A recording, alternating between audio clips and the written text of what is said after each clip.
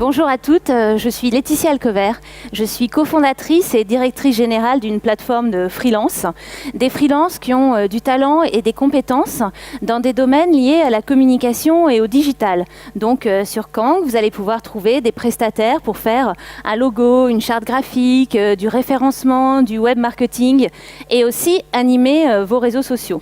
Ce qu'on a constaté en discutant avec les freelances qui travaillent sur notre plateforme, c'est que vous, les créateurs d'entreprises, les porteurs de projets, les TPE, les start-upers, vous avez encore beaucoup de questions qui sont liées aux réseaux sociaux.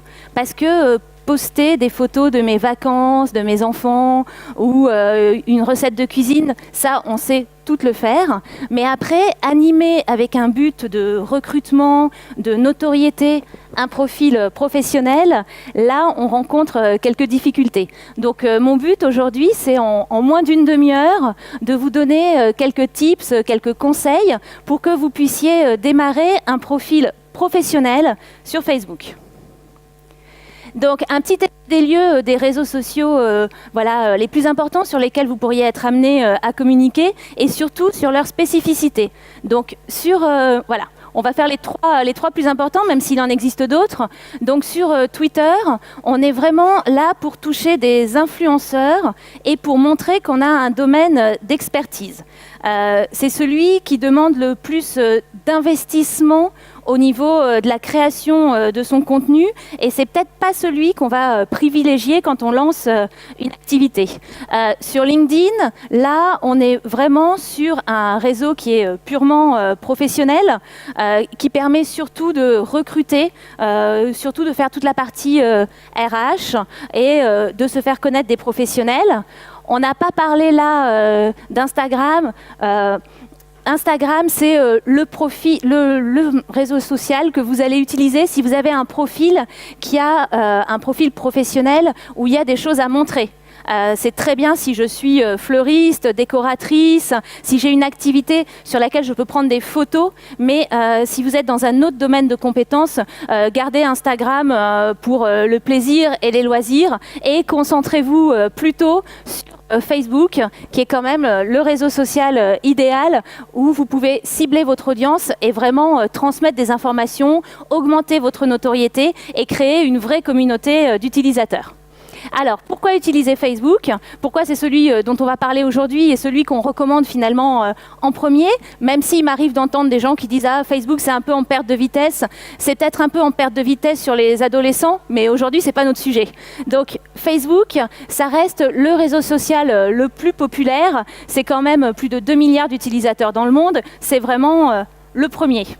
Donc les chiffres clés, c'est qu'on sait que les gens passent énormément de temps sur le fil d'actualité. Ils adorent regarder du contenu, essentiellement les vidéos. Et on a quand même presque 50% des 18-34 ans qui regardent Facebook vraiment au saut du lit. Le matin, c'est leur premier réflexe. Donc, dans la pratique, ce dont on se rend compte, c'est que voilà, c'est le réseau social que tout le monde connaît. On a tous envie de communiquer dessus. Et c'est très simple. Néanmoins, il y a plein de choses qu'on ne sait pas. Et à commencer par le choix entre un profil ou une page. Alors, quelle est la différence entre les deux?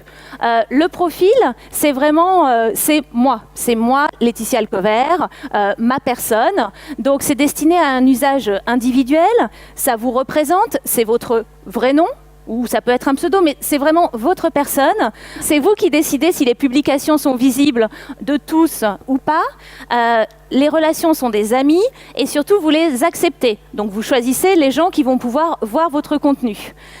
Par contre, sur une page, là, c'est complètement différent. La page, c'est votre entreprise, donc c'est vraiment un profil qui est professionnel, ça va représenter l'entreprise, c'est complètement public. Vous ne choisissez pas qui va regarder vos publications, c'est ouvert à tous, y compris à vos concurrents.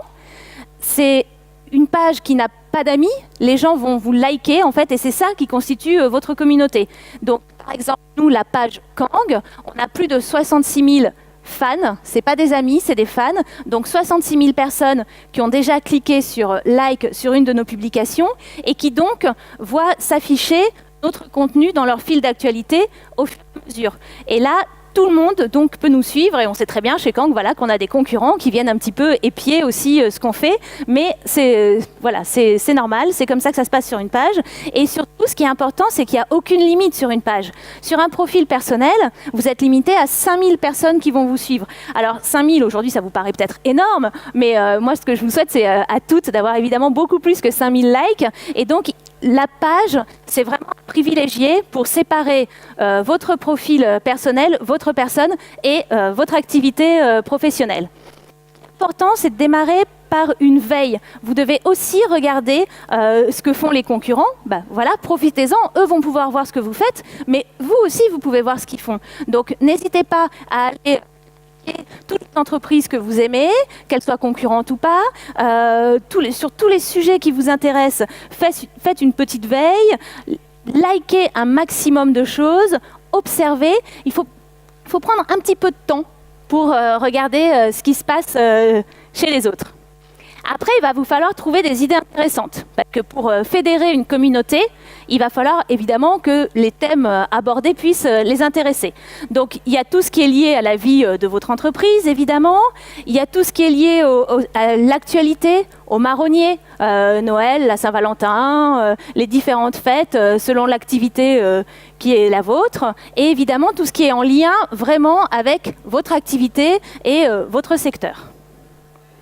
Alors, le contenu, tout repose évidemment sur le contenu. C'est ce qui fait que les personnes qui vous suivent vont avoir envie de partager, que ça va être de plus en plus compliqué et qu'il y aura vraiment un effet boule de neige sur ce que vous faites. Donc, le contenu, c'est essentiel. Il faut en créer. Vous pouvez effectivement reprendre du contenu existant, mais il faut aussi se creuser un petit peu la tête pour créer son propre contenu, avoir d'autres idées. Il faut que ça soit diversifié, il ne faut pas poster toujours la même chose, évidemment. Et puis, il faut trouver les choses qui vont se faire partager un maximum. Donc, les vidéos vont attirer un maximum de monde.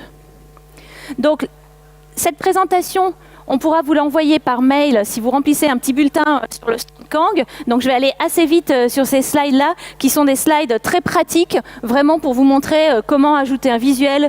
Donc, j'en étais où? Alors, oui, j'en étais au fait qu'il fallait communiquer régulièrement et que, idéalement, il faut communiquer une fois par jour. Donc, pour l'instant, vous allez vous dire, oh là là, une fois par jour, elle est vraiment ambitieuse.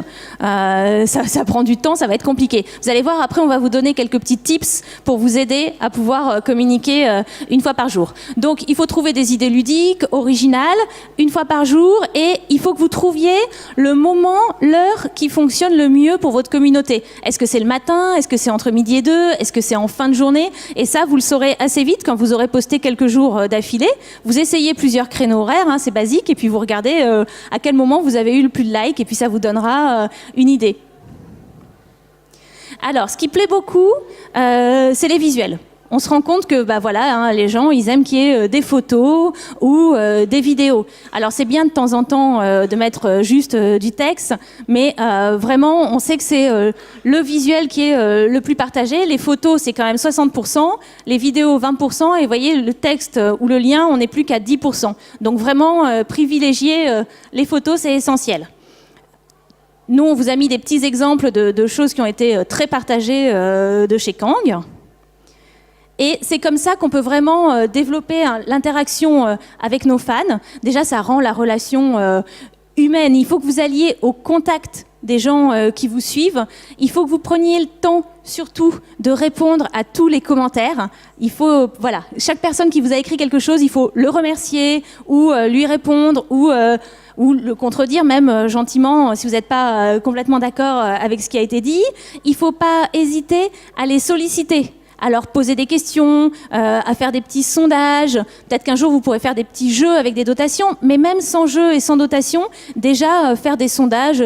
Qu'est-ce que vous aimez le plus? Si vous deviez choisir entre ça et ça, pourquoi? Donc, les solliciter, leur répondre et surtout, si vous devez modérer le contenu, soyez quand même, ouverte aussi à la critique. Alors, on est tenté, c'est normal, quand on a un commentaire négatif sur sa page Facebook, de tout simplement le supprimer. Eh bien, il faut se faire violence et accepter de garder du contenu qui est peut-être, qui vous fait pas nécessairement plaisir, mais qui va montrer que vous êtes dans une attitude franche avec vos clients et vos utilisateurs. Donc, vous, dans tout ça, c'est un moyen, en fait, Facebook, d'augmenter la visibilité vers votre site. L'idée, c'est de faire venir des clients sur votre site ou dans votre boutique ou d'encourager des personnes à faire appel à vous pour des prestations. Donc, il faut vraiment utiliser Facebook comme un outil de notoriété et se dire que c'est un travail de longue haleine. Ça va être long, il va falloir y passer un petit peu de temps, liker, publier, partager, répondre. Mais après, ça fait vraiment un effet boule de neige, hein, c'est l'intérêt des réseaux sociaux et ça va faire venir au fur et à mesure du monde sur votre site. Donc nous, ce qu'on vous recommande pour pouvoir publier une fois par jour, c'est de mettre en place un planning des publications. Alors ça paraît un peu simple, mais ça fonctionne très bien et ça vous facilitera grandement la vie. Il faut vraiment que vous vous disiez, le lundi, c'est le jour où, par exemple, donc là on vous a mis un petit exemple, c'est le jour où je vais proposer un conseil. Le mardi, je vais partager une vidéo. Le mercredi, ça peut être le jour de la citation. Les gens adorent les citations, donc il ne faut pas hésiter à leur servir de la citation toutes les semaines. Ça fonctionne toujours très bien et des citations, on en trouve dans tous les domaines. Ensuite, vous pouvez mettre en avant votre métier. Vous pouvez aussi faire vraiment la promotion de votre activité, d'une offre spéciale que vous faites. Vous pouvez aussi vous dire, le samedi, c'est le jour où je pose une question et le dimanche, je vais partager quelque chose qui n'a rien à voir avec tout ça. Mais en faisant un planning et en vous disant, voilà, chaque jour, ce que je dois poster, vous allez gagner énormément de temps. Et puis, ça sera un espèce de petit rendez-vous, finalement, pour votre communauté, que de se dire, aujourd'hui, j'ai vu la petite citation de Kang et c'était très sympa. Donc, on me fait signe pour me dire que je suis arrivée à la fin. Alors, je vais aller très, très vite. Après, on va pouvoir... après, il y aura des questions-réponses, hein,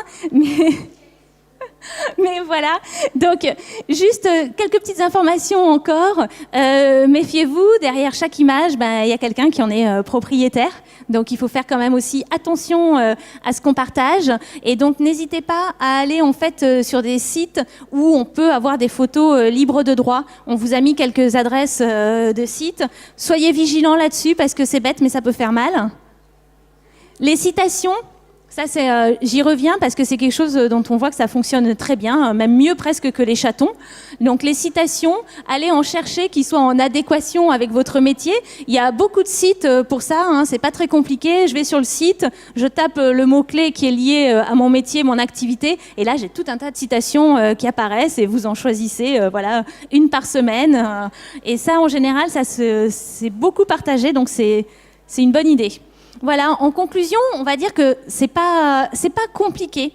Ça va vous paraître chronophage au début, mais en utilisant un planning, en vous préparant, vous pouvez faire ça quand même sans y passer trop de temps. Et c'est essentiel parce qu'aujourd'hui, finalement, dès qu'on prend connaissance d'un produit ou d'une nouvelle marque, on est tenté d'aller voir sur les réseaux sociaux ce qui se dit. Et s'il y a pas de page, on se dit c'est une activité qui est toute petite ou qui démarre. Donc il faut vraiment se mettre le pied à l'étrier et démarrer sur les réseaux sociaux quand vous lancez votre activité. Je vais répondre à vos questions. Je suis aussi sur le stand, sur le stand Kang. Comme je vous disais, on peut prendre votre adresse mail pour vous envoyer la présentation, puisque là, je suis quand même allée très vite pour que vous puissiez la relire à tête reposée et que vous ayez toutes les adresses des sites qu'on vous recommande pour aller trouver des photos, des citations, et puis si vous voulez continuer la discussion. Merci à vous.